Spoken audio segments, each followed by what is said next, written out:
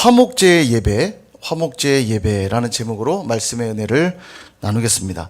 지난주에 소제의 예배를 살펴보았는데요. 일주일이 지났는데 기억이 나십니까? 예, 또 가물가물하시죠? 예, 소제의 예배. 우리 주님을 꼭 닮은, 제사는 주님을 가리키고 있다고 했고요. 주님을 꼭 닮아 우리 자신을 가루로 드리는 것처럼 곱게 빻아서 내 자신을 부인하고 깨뜨리고 낮아져서 주님처럼 온유와 겸손의 성품으로 나아갈 때 그것이 소제의 예배의 의미라고 말씀을 드렸죠. 특별히 그 안에는 들어가선 안 되는 것이 있다고 했습니다. 기억나세요? 누룩과 꿀. 예, 누룩과 꿀. 잘 기억하고 계시네요. 누룩과 꿀은 넣어서는 안 된다고 했죠. 죄를 말하고요. 죄의 영향력을 말하는 것인데, 누룩이라고 하는 건 빵을 부풀리는 효모니까 어떤 외식함. 그러니까 하나님을 예배함에 있어서 예배하는 어떤 외식들, 이런 것들을 다 배제해야 되고요. 꿀이라고 하는 것은 또 달콤함의 의미들이 있기 때문에 어떤 세상적인 쾌락과 즐거움, 이런 것들도 배제하여서 거룩하게 드려야 된다, 이렇게 말씀을 드렸고요. 지난주에 설명을 좀 빠뜨렸는데 언약의 소금을 또한 넣어야 됩니다. 성경에서 소금이라고 하는 것은 변치 않는 것을 상징하거든요. 부패하지 않도록 하는 것도 있지만 변치 않음을 상징합니다. 결국 소금을 넣으라는 것은 하나님 말씀, 영원히 변치 않는 그 말씀을 곁들여야 되는 거죠. 우리가 그 말씀을 붙들 때 그것이 참 예배가 되는 줄 믿습니다. 그래서 우리가 이제 복습을 좀 해보면 5대 제사가 있다고 그랬죠? 이게 뭐죠? 5대 제사, 번소, 화, 속, 건. 번제, 소제, 화목제, 속죄제, 속건제. 요게 이제 제사의 5종류입니다. 제사는 요렇게만 있어요. 다만 드리는 방법에 따라 설명되는 제사 이름이 또 있다고 그랬죠. 4가지. 화요, 거, 전. 화제, 불로 드리는 제사는 화제. 요제는 요리조리 흔드는 거라고 그랬죠. 흔들어 드리는 제사, 요제. 거제는 거창하게, 거대하게 드리는 거제. 잘 기억하고 계시네요. 그 다음 전제는 드리는 제사 위에 이게 독주, 부어드리는 제사입니다. 그래서 이 화요거전, 요거는 이제 방법에 따라 분류한 이름이고요. 제사는 딱 5종류입니다. 번소, 화속건.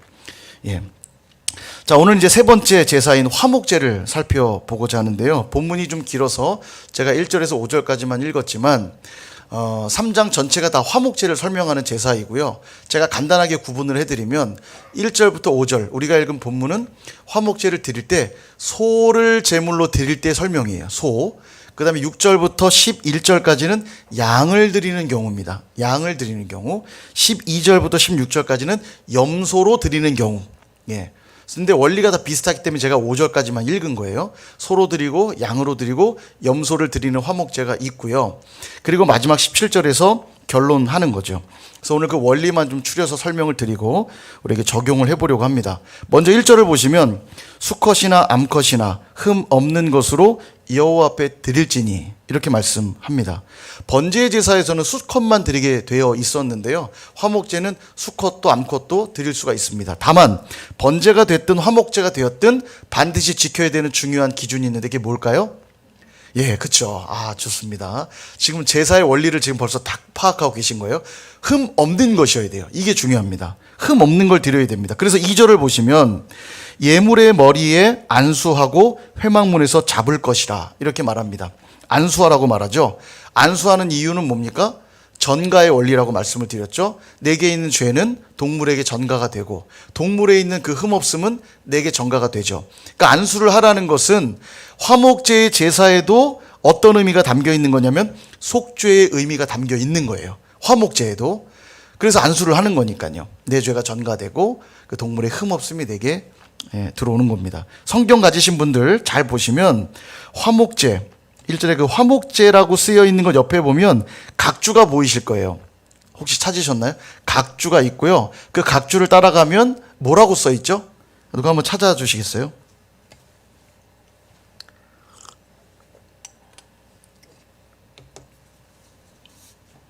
조그만 1 이렇게 써 있잖아요. 1. 그렇죠. 감사제. 지금 찾으셨어요. 감사제라고 쓰여 있죠. 화목제가 곧 감사제라고 그렇게 되어 있는 겁니다. 화목제가 감사제예요. 그러니까 무엇에 대한 감사할까요? 화목제를 드리는 건 감사제사인데 이 감사제는 무엇에 대한 감사할까요? 제가 이미 속죄의 의미가 있다고 설명을 드렸죠. 속죄에 대한 감사 제사인 것이에요. 화목제로 나아갈 때 속죄의 은혜를 입은 자들이 감사하며 드리는 제사가 화목제인 거예요. 그 은혜가 너무너무 감사한 자들이 감사함으로, 기뻐함으로, 자원함으로 드리는 제사가 뭐라고요? 화목제라는 거죠. 그러니까 감사는 하나님을 영화롭게 하는 제사라고 시편도 말씀하죠. 그래서 여러분 예배로 나올 때 절대 빠지면 안 되는 게 뭐예요? 감사가 절대 빠지시면 안 돼요. 어쩔 수 없어 끌려 나오고 안 할 수 없으니 하고, 그건 예배 아닙니다. 예배로 나올 때는 오늘도 내 죄를 사하신 주님의 그 은혜, 오늘도 내가 예배할 수 있다는 것은 죄사함을 입었다는 증표잖아요. 그러니까 예배로 나오면서 우리 안에 반드시 뭐가 있어야 되냐면 그 속죄에 대한 감사, 그 은혜에 대한 고백이 있어야 그게 진짜 예배라는 거죠. 그렇게 안수를 드리고 나면 이제 화제로 드리라. 화제가 뭐예요? 불의 제사라고 그랬죠. 불로 드리는 제사. 화목제를 줄여서 화제 아닙니다. 화제는 불의 제사를 말하는 거예요. 화목제는 화목제라고 해야 되고요. 화제 그러면 줄여서 말하는 게 아니고 불로 드리는 제사를 말하는 겁니다. 그러니까 화목제로 드릴 때 불로 제사를 드려야 되는데 무엇을 불로 드려야 되냐면 두 가지를 말하고 있어요. 살펴보면 첫 번째는 기름을 떼어서 태워드리라 이렇게 말하고 있습니다. 3절 보세요. 3절 보면 여호와께 화제를 드릴지니 불의 제사로 드릴지니 이 말이에요. 무엇을 그럼 화제로 드려야 되냐? 3절에 나와 있죠. 곧 내장에 덮인 기름과 내장에 붙은 모든 기름과, 기름을 떼어내야 돼요. 그리고 4절 두 콩팥과 그 위에 기름 곧 허리 쪽에 있는 것. 지금 기름들을 다 떼어내야 되는 거죠. 그 외에도 뭐 양으로 드릴 때에도 염소로 드릴 때에도 이 기준은 계속 설명되고 있어요. 기름을 떼어내라 말하고 그 떼어낸 기름을 화제로 드리라는 거예요. 불로 다 태워 드려야 됩니다. 기름을 드린다는 것의 의미가 그럼 뭘까요? 기름은 먼저 거룩하게 한다는 의미가 있죠. 그래서 왕이나 제사장이나 선지자들을 세울 때 반드시 기름 부어 세우도록 되어 있죠. 기름 부어 세운다는 것은 구별된다는 의미가 있어요. 그러니까 기름은 중요한 것입니다. 소중한 것이에요. 함부로 다루면 안 되는 거죠. 기름을 드린다는 것의 의미가 바로 그것입니다. 가장 귀한 것을 드린다는 뜻이 담겨 있는 거예요. 가인과 아벨의 제사를 우리가 이미 살펴봤죠. 하나님은 아벨의 제사만 받으셨습니다. 이유가 뭐였죠? 제물의 내용 때문이 아니었죠. 제물을 드릴 때 그의 믿음의 태도, 믿음이 어떠했는가, 이것에 따라 하나님이 받기도 하시고 받지 않으시기도 한다고 했습니다. 근데 그 말씀을, 창세기의 말씀을 잘 보면요, 아벨이 드린 예배의 모습이 어떠했는가를 알 수 있는 대목이 있는데, 창세기 4장 4절에 보면 아벨은 자기도 양의 첫 새끼와 그 기름으로 드렸더니, 그랬더니 여호와께서 아벨과 그의 제물을 받으셨대요. 지금 아벨이 얼마나 귀한 예배로 나아갔는지를 어떻게 알 수 있습니까? 그 기름으로 드렸더니, 이렇게 표현하고 있죠. 기름을 드렸다는 게 지금 여기 가장 귀한 것으로 드렸다는 의미로 이해하면 되는 겁니다. 그러니까 하나님 그 예배를 받으신 거예요. 그래서 우리가 예배할 때 중요한 원리, 하나님께 가장 귀한 것을 드려야 됩니다. 예배할 때 우리의 마음이 그래야 되고요. 우리의 마음이 그래야 되고, 우리의 찬양이 그래야 되고, 우리의 기도가 그래야 하고, 우리의 헌금이 그래야 하고, 우리의 봉사와 섬김이 그래야 돼요. 그럴 때 그게 받으실 만한 것이 되는 거죠. 예쁜 옷 입고 이런 것도 물론 중요해요. 왜냐하면 내 마음이 하나님께 가장 좋은 걸 드리고 싶어서 오늘 가장 예쁜 옷을 입고 나오는 거 귀한 겁니다. 근데 예쁜 옷은 입었는데 내 안에 의의 옷은 입지 않았다면, 예수님이 입혀주신 의의 옷을 입지 않았다면 아무 소용이 없는 거고요. 내 얼굴은 예쁘게 화장을 하고 왔지만 내 내면의 얼굴은 일그러져 있고 더러워져 있다면 그 예배도 의미가 없는 것이에요. 오늘 하나님이 받으시는 가장 귀한 것을 받으시는 예배는 우리의 마음을 어떻게 준비하여 드리느냐가 중요한 것입니다. 어쩔 수 없어 드리거나 체면 때문에 드리거나 억지로 드린다면, 많이 드린다고 하고 자주 드린다 해도 그 예배는 진짜 예배가 되지 않을 수 있겠지만, 자원함으로 드리고 기쁨으로 드리고 감사함으로 드린다면 그 예배는 하나님이 받으실 만한 예배가 된다는 사실입니다. 이것이 화목제 예배를 드림에 있어서 우리가 기억해야 될 첫 번째 모습이에요. 남은 것 드리고 상처난 것 드리고 별것 아닌 것 드리는 그런 예배 말고, 내가 가진 것 중에 가장 귀한 것을 떼어 드리는 그런 예배 드리시는 저와 여러분 되기를 축복합니다. 두 번째는 콩팥과 간을 태워 드리라고 말해요. 지금 화제로 드리는데 먼저 기름을 다 태워 드리고 그 다음 콩팥과 간을 화재로 태워드리래요. 이 콩팥과 간은 뭘 의미할까요? 성경에 보면 콩팥이나 간에 대한 단어들이 나와요. 근데 많이는 보지 못하셨을 겁니다. 예. 제사에 설명할 때 조금 등장하고요. 잘 등장을 안 해요. 근데 사실은 성경에 여기저기 기록이 많이 되어 있는데 왜 눈에 안 띄냐면 우리 성경에 번역할 때 이 콩팥이라는 단어, 간이라는 단어 등장할 때 그 의미들을 조금 의역해가지고 심장 혹은 마음 혹은 몸 혹은 허리 이런 단어들로 번역을 많이 했거든요. 그러다 보니까 콩팥이라는 이 구체적인 단어가 번역이 안 돼 있는 경우들이 많아요. 근데 원어를 보면은 콩팥이나 간이라는 단어가 꽤 많이 등장합니다. 그리고 이게 뭘 상징하냐면 기본적으로 우리의 중심, 우리의 마음, 내 안에 진짜 나, 내 속사람 이런 것들을 의미할 때 이 단어가 사용이 됩니다. 역시 뭐 가장 귀한 것을 말하는 거죠. 좀 더 구체적으로 살펴보면 콩팥이나 간이 하는 역할이 뭐죠? 우리 몸 안에서 우리 몸 안에 독소가 들어올 때 이 독들을 해독하는 작용을 하는 게 콩팥이고 간입니다. 콩팥은 이제 신장이라고 우리가 또 부르죠. 그래서 이 기능들이 되게 중요해요. 만약 신장이 망가지면 신부전증이 되죠. 이 피에 있는 혈액 안에 흐르는 노폐물들을 걸러내는 기능을 하는 게 신장인데 신장이 망가지면 뭐 혈액 투석 같은 걸 해야 되죠.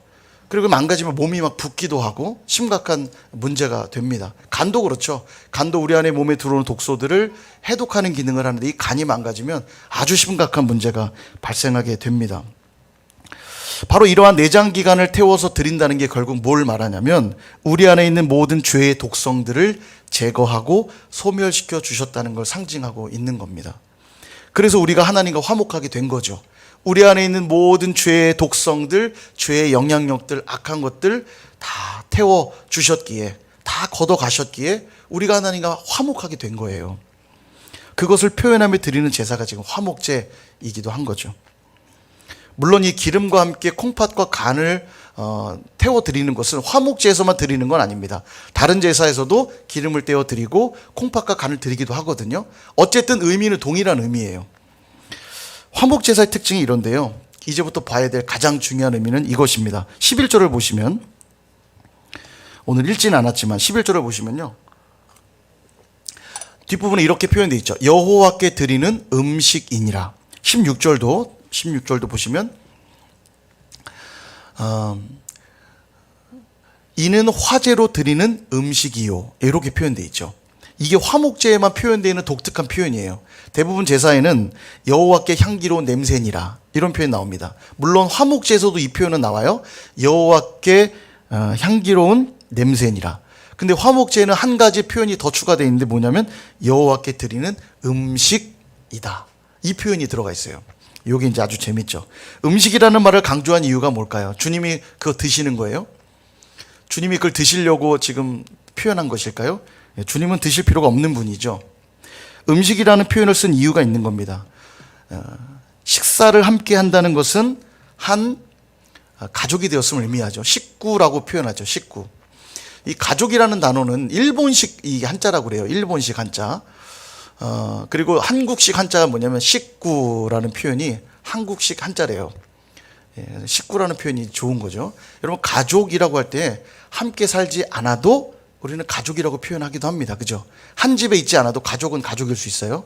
그러나 한 집에 살면서 사는 사람들을 우린 식구라고 표현하죠. 왜죠?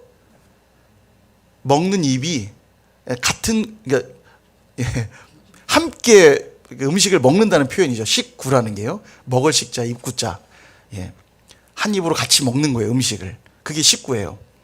이게 식구의 중요한 의미입니다. 한 집에 사는 사람 가리킬 때 식구라고 하고 몇 식구 사냐고 물을 땐 입의 개수를 세야 돼요. 개수? 죄송합니다. 입의 숫자를 세야 돼요. 밥 먹는 입이 몇이냐? 이걸 묻는 거죠. 몇 식구 삽니까? 이 말은요. 그래서 시내산에서 계명을 받을 때도요. 2차 시내산 등정 때 그런 일이 있어요. 하나님이 모세와 함께 아론을 올라오게 하고요. 아론의 아들이었던 나답과 아비후 그리고 70인의 장로들을 함께 올라오라고 말씀하세요. 그리고 그곳에서 그들이 하나님을 뵙고 먹고 마셨더라 이런 표현을 하고 있거든요. 하나님이 함께 마셨겠을까요? 그런 의미가 아니라 그것은 뭘 말하냐면 이제 하나님과 한 식구가 되었다는 걸, 한 가족이 되었다는 걸 표현하고 있는 것이에요. 또한 한 식구가 되었다는 의미 외에도 이 음식이라는 말 안에는 이제 함께 교제하는 사이가 되었다라는 의미가 들어있어요. 한 식구가 되었고 더불어 교제하는 사이가 되었다. 화목제의 굉장히 강력한 특징입니다. 뭐 교제한다는 것 자체가 또 함께 식사하는 자리가 된 거죠. 그래서 우리가 친밀한 사람과는 밥을 같이 먹잖아요. 그죠? 그래서 화목제는 감사제인 것이에요. 속죄의 자리를 통과한 자들이 하나님과 한 식구가 되었고 하나님과 더불어 교제하는 존재가 되었다는 걸 감사하며 드리는 제사가 화목제고요. 하나님과만 화목하게 된 것이 아니라 이제 내 옆에 있는 지체들과도 화목한 존재가 되었다는 걸 기념하는 예배가 화목제인 거예요. 그래서 예배 안에는 반드시 이 두 가지의 축제가 벌어지는 거라고 그랬죠. 하나님과의 관계가 회복된 것에 대한 축제, 또 하나는 내 옆에 있는 지체들과 화목하게 된 것에 대한 축제.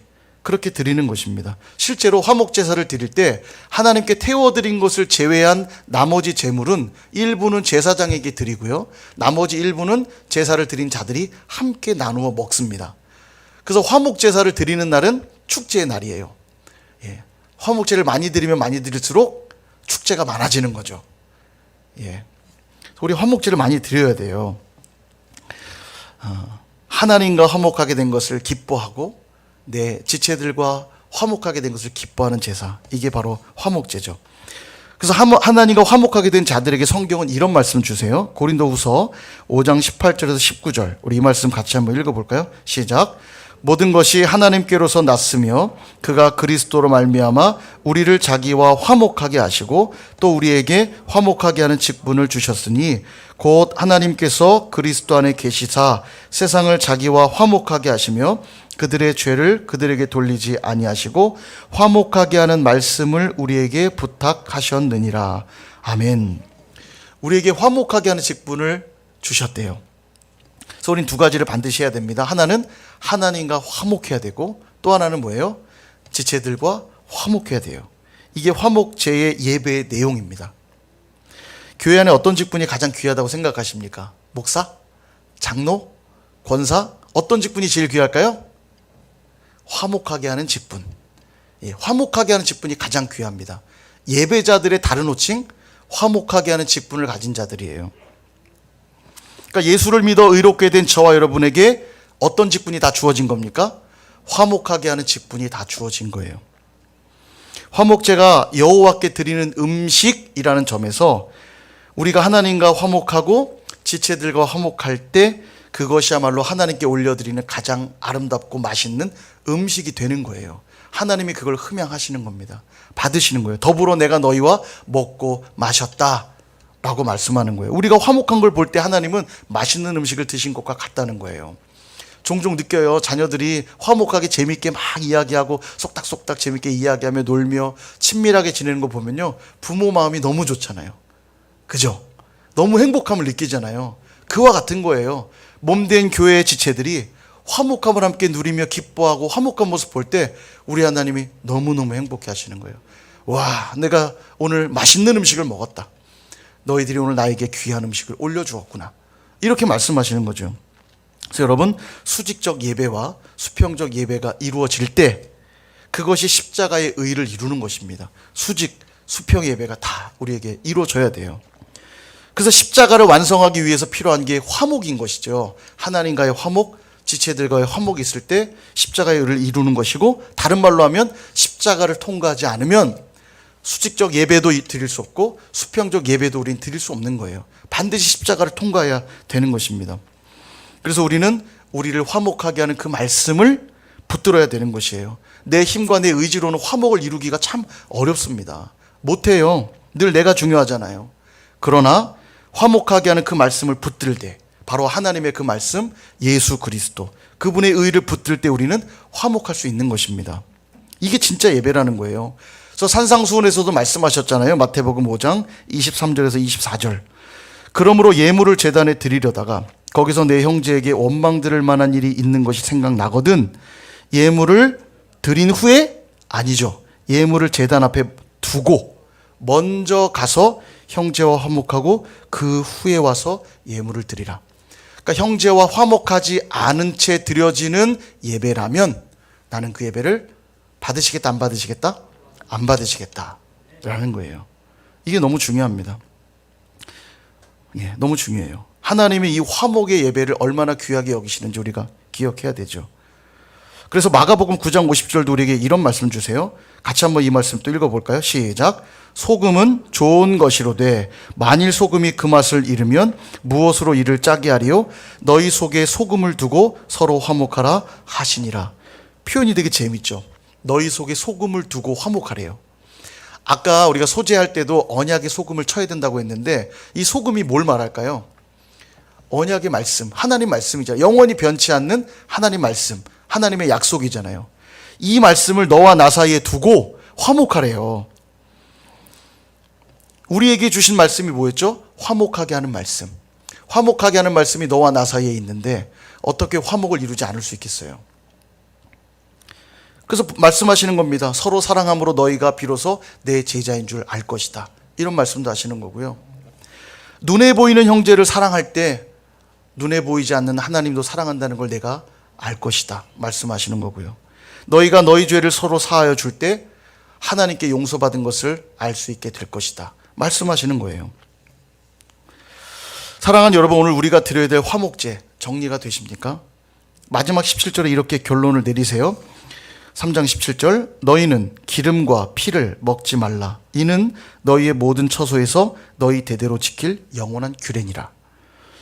중요한 말씀인데 기름과 피를 먹지 말래요. 이 기름과 피는 다 생명을 상징하는 것들입니다. 그러니까 기름을 떼어서 다 하나님께 드린 거고요. 피는 제단 곁에 다 뿌리게 돼 있어요. 가끔 영화에 보면 피의 피의 형제의 예를 취한다며 동물을 잡아가지고 동물의 피를 막 마시잖아요. 절대 그러면 안 돼요. 예, 절대 그러면 안 됩니다. 예, 기름과 피는 절대 먹어서는 안 된다. 성경이 말씀해요. 질문, 선지는 먹어도 될까요? 될까요? 고민하신 분이 있을 것 같아서 선지 먹어도 돼요? 안 돼요? 예, 먹어도 돼요. 예, 먹어도 됩니다. 그러나 지금도 동물의 피는 그냥 마시면 안 됩니다. 죽습니다. 예, 동물의 피가 죽는 순간에요. 그 안에 어마어마한 막 별 쓸모없는 것들이 그 피 안에 기생합니다. 마시면 죽어요. 예, 절대로 드시면 안 되고요. 선지 잘 끓여서 드셔도 돼요. 예. 근데 이제 지금도 거룩한 목사님들은 선지국 안 드세요. 근데 드셔도 돼요. 근데 어쨌든 기름과 피는 왜 먹으면 안 되냐면 생명을 상징하는 것들이기 때문입니다. 그래서 다 하나님께 태워드리는 거고 다 부어드리는 거예요. 근데 이것을 먹는다는 걸 뭘 상징할까요? 내가 그 주권을 취한다는 걸 상징하는 거예요. 절대로 내가 먹어서는 안 돼요. 다 하나님께 드려야 돼요. 나의 주권을 다 하나님께 맡깁니다. 이 고백이에요. 근데 내가 그것을 마신다는 건 내가 주권자가 되겠다는 고백인 거죠. 그래서 우리의 예배는 기름을 떼어 드려야 되고 콩팥과 간을 떼어서 드려야 되는 자리입니다. 최고의 것을 드리는 자리고 최선의 것을 드리는 자리예요. 그리고 우리가 해야 될 최고와 최선은 무슨 일입니까? 화목하는 일이에요. 하나님과 화목하는 일이고 지체들과 화목하는 일입니다. 이게 화목제의 의미예요. 나에게 주권이 있으면 이 일이 되지 않을 겁니다. 그러나 하나님께 주권을 내어 드려보세요. 화목할 수밖에 없죠. 하나님 앞에 회개할 수밖에 없고요. 지체들과 화목할 수밖에 없어요.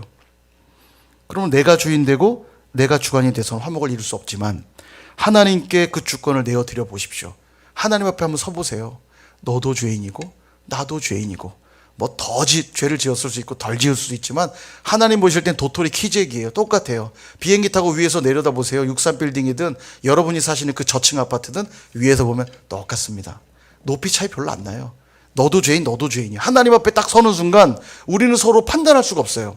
너도 죄인이고 나도 죄인인 게 너무 분명해지거든요. 그러니까 우리끼리 할 수 있는 것은 서로 용서하는 일밖에 없어요. 화목할 수밖에 없는 거죠.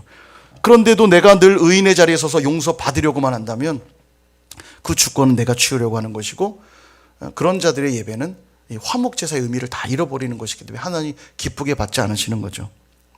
여러분, 예수님이 우리의 죄를 묻지도 따지지도 않고 용서해 주셨잖아요. 그죠? 우리도 그래야 된다는 거예요. 그럴 때 우리 예배는 하나님께 올려드리는 가장 맛있는 음식이 될 줄 믿습니다. 그런 화목제 예배를 드리시는 저와 여러분 모두가 되시기를 주님의 이름으로 축원드립니다.